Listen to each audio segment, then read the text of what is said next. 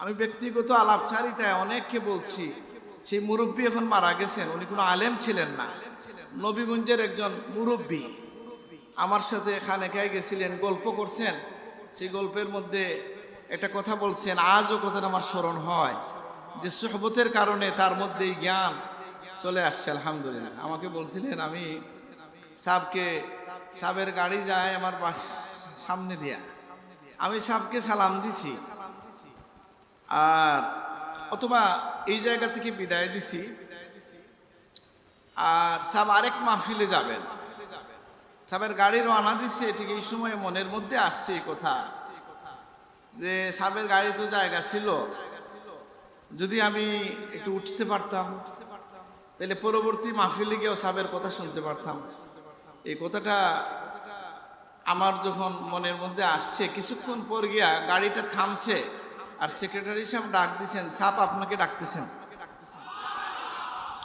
সাপ বলছেন যে গাড়ির পিছনে জায়গা আছে, তুমি উঠো, আমার সাথে আসো। তো তিনি বললেন, আমি কিন্তু সাপুল্লার এইরকম কারামত বা আল্লাহর পক্ষ থেকে দেওয়া অনেক কারামতের কথা আমরা তো জানি নাকি। আমি যে কারণে বিস্মিত হইলাম, যে সাধারণ একজন মানুষ এই কথাটার ব্যাখ্যা যেটা দিলেন, আমার বিস্ময়ের জায়গা সেই জায়গায় তিনি বললেন যে দেখো সিলেটি ভাষায় আর কি, আমি যখন চিন্তা করছি আল্লাহ তাআন অলির দিল কথাটা ইলকা করে দিছেন, আলহামদুলিল্লাহ। এখন আমার প্রশ্ন হচ্ছে, এই যে একটা বিশ্বাস, এই বিষয়টাকে সঠিক শব্দে বলতে পারা। যেমন ধরেন, কত মানুষ আছে এটাকে ইলমে গায়েব মনে করবে, বুঝেন না কথাটা? কেউ আছে কি যে বলবে তার মুর্শিদকে নিয়া, পীর সাহেবকে নিয়া, শব্দ সে হয়তো যথাযথভাবে জানে না। তো আমার মনে হয়, আমি ধারণা করি যে হয়তো সাহেবগুলার সাথে তার দিলি রাবেতার কারণে তিনি এমন একটা শব্দ বললেন, এখানে আলেমরা আছেন, মুহাদ্দিসিনরা আছেন, বলেন তো তার এই কথার মধ্যে কোনো ভুল আছে? উনি মারা গেছেন, নাম বলতে পারি আমি, ওই এলাকার সবাই চিনবেন, আমাদের দিলশাদ মিয়া, কেউ চিনিন ওনাকে? চিনছুননি? জি। আরেকজন মানুষ জীবিত আছেন, বেঁচে আছেন। তা আমি আসলে কোনো ওয়াজ করতেছি না, এটা খেয়াল করবেন, আমি গল্প করতেছি, সাব আসা একটু অপেক্ষা।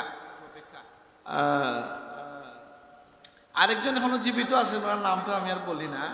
আমি এতেকাফের মধ্যে দেখলাম উনি কিছু কথাবার্তা বলেন, কথা বলতেছেন একা একা। তো আমি বলি, আপনি কি একলা একলা কিতামাত কি কথা বলেন একা একা? উনি বললেন, আমি আমার সাবের সাথে কথা বলতেছি।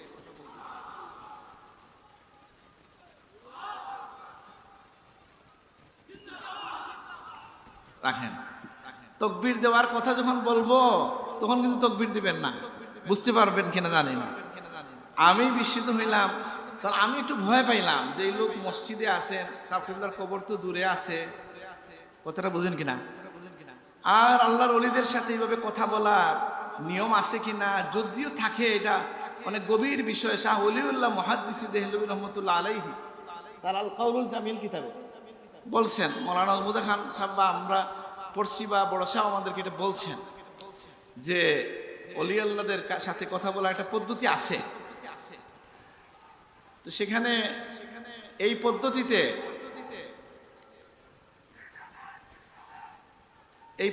যখন আসে, সেই কারণে আমি মনে করলাম যে উনি কি এটা জানে। তখন তিনি বুঝলেন, আমাকে তিনি যে কথাটা বললেন,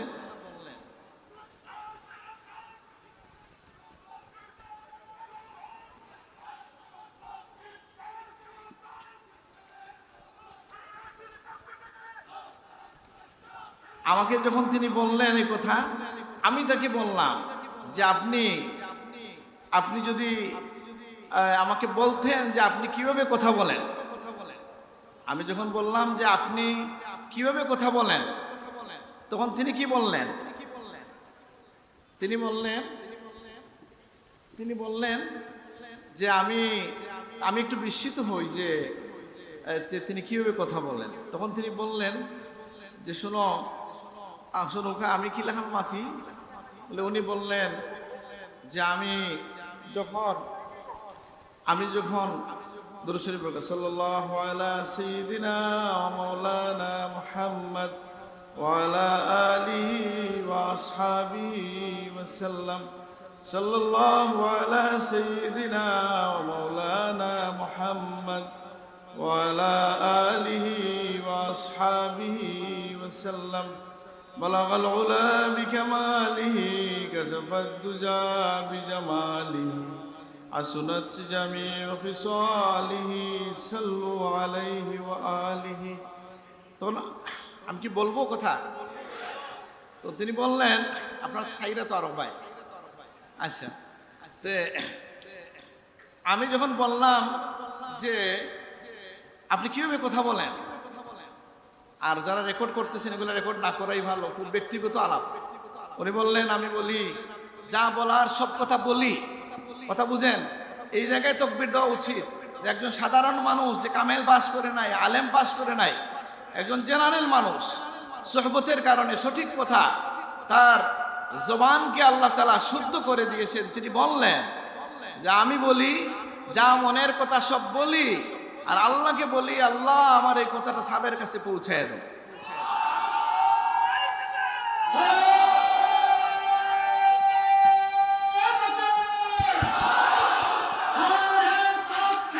বন্ধ বন্ধ, আর মিছিল হবে না।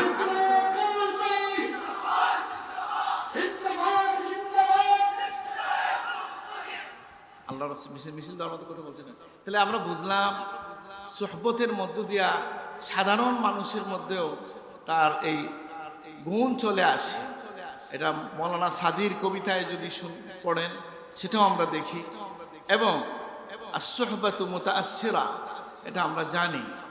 তো এই জন্য আল্লাহর ওলিদের সোহবতের ইখতিয়ার করতে হয়, সালেহীনদের সোহবত ইখতিয়ার করতে হয়। আল্লাহর হাবিব ফরমাইছেন কি যে তুমি বন্ধুত্ব যদি করো মুমিনের সাথে করবা, আর তোমার খাবারটা ওয়ালা ইয়াকুলু তুআমাকা ইল্লা তুকা, তোমার খাবার যেন খায় মুত্তাকি লোকরা। তার মানে কি? এর মানে হচ্ছে তাকওয়ার গুণে গুণান্বিত মানুষের সাথেই বন্ধুত্ব করো। কারণ মানুষ তার বন্ধুর ধর্মের উপর হয়, নীতির উপরে হয়। তা আমরা আল্লাহর ওলিদের সিলসিলায় হাত রাখার এটা উদ্দেশ্য হচ্ছে, অন্যতম প্রধান উদ্দেশ্য হচ্ছে যে আমরা যারা আল্লাহ রসুলের নূরে নূরান্বিত হয়েছেন, নবীজির গুণে যারা বিভূষিত হয়েছেন, নবীজি থেকে যারা আলো গ্রহণ করছেন, তাদেরকে যাতে তাদের থেকে যেন আমরাও আলোকিত হইতে পারি। আল্লাহ তুমি তৌফিক দান করো, আমিন। আমরা হযরত বদরপুরি রহমতুল্লাহ আলাইহির ইসালে সাহেব বদরপুরি রহমতুল্লাহ আলাইহির জীবন নিয়ে যদি এখানে আলোচনা হয়, তার তাকওয়া নিয়ে যদি আমরা কথা বলি, তার আচরণ নিয়ে যদি আমরা কথা বলি, তার জিকির নিয়ে আমরা কথা বলি, আমরা উপকৃত হব। তো এই বিষয়ে তো আমি খুব বেশি জানি না, পারিবারিকভাবে যেগুলো শুনছি, আমার দাদি সাহেবানির কাছ থেকে শুনছি, আমার আব্বা চাচাদের কাছ থেকে যেটা শুনছি, সেগুলা বিস্ময়কর বিষয় যে তার জীবনের আখলাক কেমন ছিল, যে তিনি মানুষকে, এই যে বড় সাহেব প্রায় এই কথাটা বলেন যে দানের ব্যাপারে তিনি কিভাবে মানুষকে উৎসাহিত করতেন, যে তিনি তার মেয়েদেরকে আইনা প্রথমে টাকা পয়সা দিছেন, ভাঙতে টাকা দিয়ে বলছেন যে মানুষ আসলে দিবা হাত খুলবে। আমরা এখান থেকে শিখলাম যে আমার সন্তানকে শিশুকাল থেকে যেন আমি দানের দিকে উৎসাহিত করি, আগ্রহী করি। হযরত বদরপুরি রহমতুল্লাহ আলাইহি তার সন্তানদের ক্ষেত্রে এটা করেছেন, এবং এই কারণে তার সন্তানদের মধ্যে এর প্রভাব ছিল। আমি এই বিষয়ে লম্বা কথা বলছি না। তারপরে হযরত বদরপুরি রহমতুল্লাহ আলাইহি তিনি তার মুরিদানদের ব্যাপারে কি করতেন, আজকের সময়ে তাসাউফ নিয়ে, তরিকা তাসাউফ নিয়ে যখন মানুষ প্রশ্ন করে, অনেকে এটা বলে, আমি দুইজন মানুষের বক্তব্য শুনলাম যারা বলছেন যে তরিকা তাসাউফ ওয়ালারা শুধু জিকির শিখায়, তারা সবচেয়ে বড় জিকির কোরআন থেকে মানুষকে বিমুখ করে, নাউজুবিল্লাহ। কিন্তু এই কথা যারা কোরআনের উপর গুরুত্ব একটু কমও দিচ্ছেন, সরাসরি দেখা যাচ্ছে না, তাদের ক্ষেত্রে ওই কথাটা খাটে না। কারণ জিকির যেটা করা হয় এটা কি কোরআন বিরোধী না কোরআনের নির্দেশ? কোরআন কারীমের নির্দেশ, ওয়াজকুর রাব্বাকা, তোমার রবের জিকির করো, ওয়াতাবাত্তাল ইলাইহা ওয়া যাকারা ইসমা রাব্বিহি ফাসাল্লা। এখন যেটা আয়াত তিলাওয়াত করলাম আমি, যে আল্লাহর জিকির নামাজের উদ্দেশ্যই হচ্ছে আল্লাহর জিকির, আকিমিস সালাত লিযিকরি। কিন্তু আমি বলি এই সময়ে যারা আল্লাহর ওলিদের মানহাজ নিয়ে কথা বলেন, তারাও যদি শুনেন এই কথা যে বদরে বদরপুরি রহমতুল্লাহ আলাইহি কোনো মানুষ মুরিদ হলে প্রথম কোন সবক দিতেন? প্রথমেই তাকে কোরআন কারীম শুদ্ধ করার কথা বলতেন। এটা তার জীবনের মধ্যে আসে কি নাই? আবার আসেন হযরত সাহেব কিবলা ফুলতলির মাধ্যমে আল্লাহ তাআলা কোরআন কারীমের যে বাজার সৃষ্টি করেছেন, সেইটা এই বাজারটা এই বড় যে তৈরি হয়েছে, সেটাও তো হযরত বদরপুরি রহমতুল্লাহ আলাইহির নির্দেশে হয়েছে।